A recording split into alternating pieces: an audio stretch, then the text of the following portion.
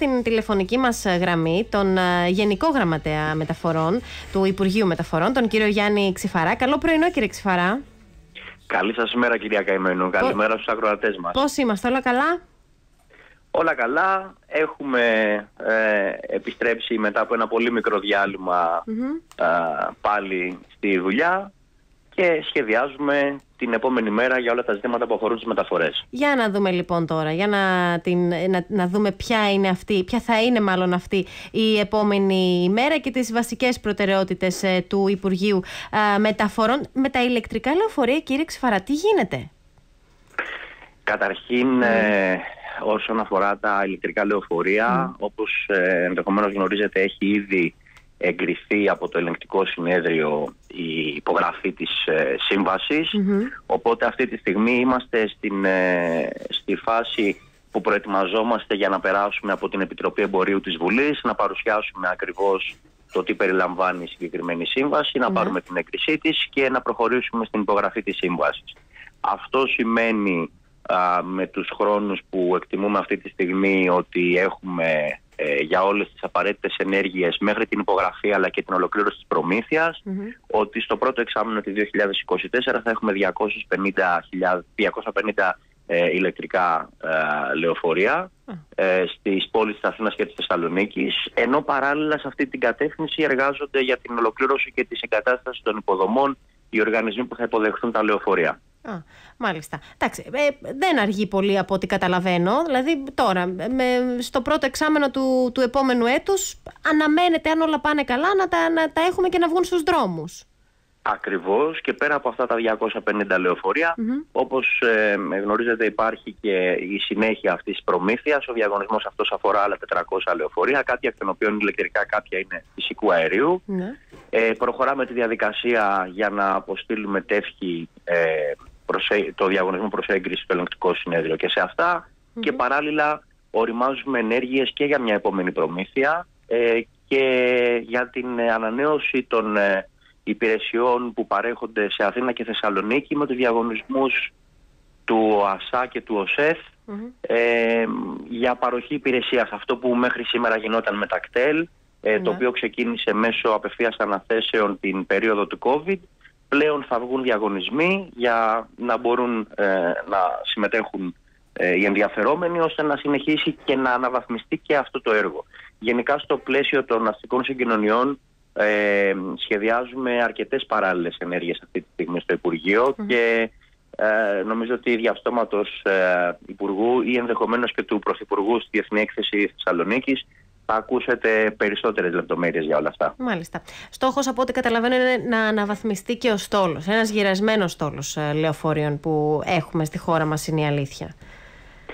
Πράγματι έχουμε ένα γυρασμένο στόλο, οπότε εδώ η δουλειά που πρέπει να κάνουμε είναι διπλή. Αφενός είναι να αναβαθμίσουμε την ποιότητα του στόλου και των παρεχόμενων υπηρεσιών και παράλληλα να επεκτείνουμε, να μεγαλώσουμε το παρεχόμενο έργο, ώστε να μπορέσει να αυξηθεί το πλήθος των επιβατών που μετακινούνται καθημερινά με τις αστικές συγκοινωνίες. Μάλιστα. Πάμε λίγο να περάσουμε και στην οδική ασφάλεια, να μας πείτε ποιος είναι ο σχεδιασμός του Υπουργείου Μεταφορών. Η οδική ασφάλεια είναι ένα πραγματικά κομβικό ζήτημα για το Υπουργείο. Είναι από τις τρεις βασικές προτεραιότητες. Εδώ μάλιστα να σας αναφέρω ότι στην ουσία οι τρεις βασικές προτεραιότητες, έτσι όπως προκύπτουν από την προτεραιοποίηση των έργων μας, είναι οι αστικές συγκοινωνίες, η οδική ασφάλεια και γενικότερα η ενίσχυση της ασφάλειας των μεταφορών. Άρα μου κάνετε και πολύ στοχευμένες ερωτήσεις, ομολογώ. Για την οδική ασφάλεια λοιπόν είμαστε στην διαδικασία που έχει ολοκληρωθεί η σύνταξη του Εθνικού Στρατηγικού Σχεδίου για την οδική ασφάλεια, η οποία περιλαμβάνει μια σειρά από δράσεις που αφορούν την εκπαίδευση, την ενίσχυση της οδηγικής κουλτούρας, την ενίσχυση των οδικών υποδομών, την αλλαγή του κώδικα οδικής κυκλοφορίας. Τώρα έχετε πει πολλά. Εγώ μένω στην ενίσχυση και στην αλλαγή μάλλον της οδικής κουλτούρας. Γι' αυτό, αν το καταφέρετε, αν το πετύχετε, δεν ξέρω με ποιον τρόπο, νομίζω ότι θα αλλάξουν πολλά πράγματα στη χώρα αυτή. Αυτό, ξέρετε, είναι και το πιο δύσκολο, γιατί νομίζω ότι για να μπορέσεις να πετύχεις πραγματική αλλαγή στην οδική κουλτούρα, πρέπει ταυτόχρονα να κάνεις και όλα τα υπόλοιπα. Ναι. Δηλαδή, βλέποντας κάποιους καλύτερους δρόμους, βλέποντας κάποιος ένα καλύτερο σύστημα επιτήρησης του κώδικα οδικής κυκλοφορίας, βλέποντας κάποιος πιο αυστηρούς ελέγχους στα κταίο και ενίσχυση της κουλτούρας που σχετίζεται με τη συντήρηση ενός οχήματος. Όλα αυτά μαζί, κάνοντας πιο αυστηρή τη διαδικασία των εξετάσεων για να πάρεις το δίπλωμα οδήγησης. Ναι. Όλα αυτά μαζί συντελούν από λίγο το καθένα, ώστε να δημιουργήσουμε μια πραγματική αλλαγή στην οδηγική κουλτούρα. Αυτό λοιπόν είναι το τελευταίο που μπορεί να πετύχει κανείς, είναι το πιο δύσκολο, γιατί για να μπορέσεις να το καταφέρεις πρέπει λιθαράκι να μπορέσεις να έχεις λύσει και όλα τα υπόλοιπα. Ναι, οπότε πραγματικά πέσατε πάλι στο πιο σημαντικό. Ναι, γιατί τώρα καταλαβαίνετε, έχουμε μια οδηγική κουλτούρα που δεν είναι και η καλύτερη, είναι η αλήθεια. Και τις φωνές μας θα βάλουμε και θα τσακωθούμε στον δρόμο, και δεν είναι μόνο αυτά.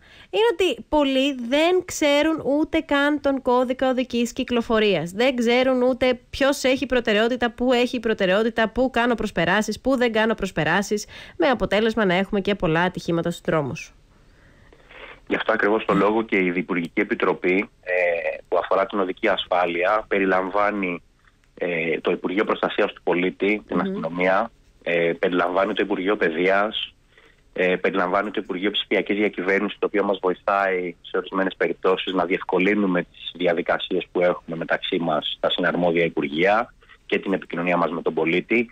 Είναι μια πολυπαραγωγική άσκηση, και ο λόγος που ξεκινάμε στην ουσία από την εκπόνηση ενός στρατηγικού σχεδίου για την οδική ασφάλεια είναι για να μπορέσουμε να κάνουμε μια πλήρη καταγραφή όλων εκείνων των ζητημάτων που πρέπει να επιλύσουμε, ώστε να έχουμε ένα δρόμο και έναν οδηγό, ένα χάρτη, να ξέρουμε ποια είναι τα επόμενα βήματα, να παρακολουθούμε αν τα υλοποιούμε εγκαίρως, να μπορούμε να αναθεωρούμε το σχεδιασμό μας και να ξέρουμε ότι στο τέλος της ημέρας πετύχαμε το στόχο μας, θέτοντας από την αρχή ξεκάθαρα ποιος είναι.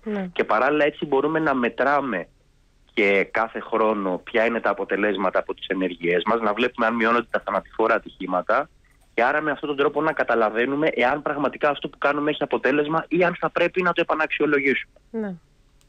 Μάλιστα. Αυτά λοιπόν, με συγχωρείτε, αυτά λοιπόν για την οδική ασφάλεια. Όμως μας είπατε και για την ενίσχυση της ασφάλειας των μεταφορών. Ναι, η ενίσχυση της ασφάλειας είναι κάτι το οποίο στο σύνολο του τομέα των μεταφορών μας απασχολεί αρκετά. Όπως πιθανότατα θα έχετε ήδη διαβάσει, ήδη ολοκληρώθηκε για παράδειγμα το έργο της τηλεδιοίκησης στην περιοχή της Λάρισσας, που περιλαμβάνει ένα τμήμα γραμμής περίπου 200 χιλιόμετρα. Προχωράμε με βάση το χρονοδιάγραμμά μας ώστε να έχουμε ολοκληρώσει σε όλο τον άξονα Αθήνας-Θεσσαλονίκης τηλεδιοίκηση και σηματοδότηση εντός Σεπτεμβρίου, και μέχρι τα τέλη Νοεμβρίου να έχει ολοκληρωθεί και το παρατρόχιο σύστημα του ETCS. Είναι συστήματα τα οποία μετά το δυστύχημα των τεμπών αρκετοί πλέον τα έχουν ακούσει, γνωρίζουν τι κάνουν και καταλαβαίνουν ποια είναι η σημασία του να είναι εγκατεστημένα στο σιδηροδρομικό δίκτυο. Παράλληλα, στις προγραμματικές δηλώσεις του Υπουργού Υποδομών και Μεταφορών του κ. Σταϊκούρα θα ακούσατε ενδεχομένως για την αναβάθμιση του συστήματος αεροναυτιλίας, το Pallas 4G, όπου και αυτό έχει προχωρήσει αρκετά από την Υπηρεσία Πολιτικής Αεροπορίας, και ο στόχος μας είναι να μπορέσουμε να δημιουργήσουμε έναν αέριο χώρο ο οποίος θα μπορέσει να μας δώσει όχι μόνο περισσότερη ασφάλεια, αλλά ταυτόχρονα να μας δώσει και τη δυνατότητα για ακόμα περισσότερες πτήσεις, οπότε με αυτόν τον τρόπο να μπορέσουμε να αυξήσουμε τις αφίξεις μας, να μπορέσουμε να αυξήσουμε ακόμα περισσότερο το πλήθος των τουριστών που έρχονται στη χώρα μας, και γενικότερα πλέον κάθε έργο το οποίο μελετάται και σχεδιάζεται έχει μια πολύ ενισχυμένη βαρύτητα το κομμάτι της ασφάλειας, τόσο στην προτεραιοποίησή του για τις χρηματοδοτήσεις των έργων αυτών, όσο και για την υλοποίηση. Μάλιστα. Κύριε Ξεφάρα, θέλω να σας ευχαριστήσω πολύ που ήσασταν μαζί μας. Θα τα ξαναπούμε. Θα δούμε και πώς πάει και η διαδικασία με τα λεωφορεία. Θα δούμε και τι προβλήματα μπορεί να προκύψουν με τον στόλο των λεωφορείων ή οτιδήποτε άλλο. Εδώ θα είμαστε να τα συζητάμε. Καλό πρωινό να έχετε. Σας ευχαριστώ και εγώ. Καλή συνέχεια στη διάθεσή σας. Να είστε καλά.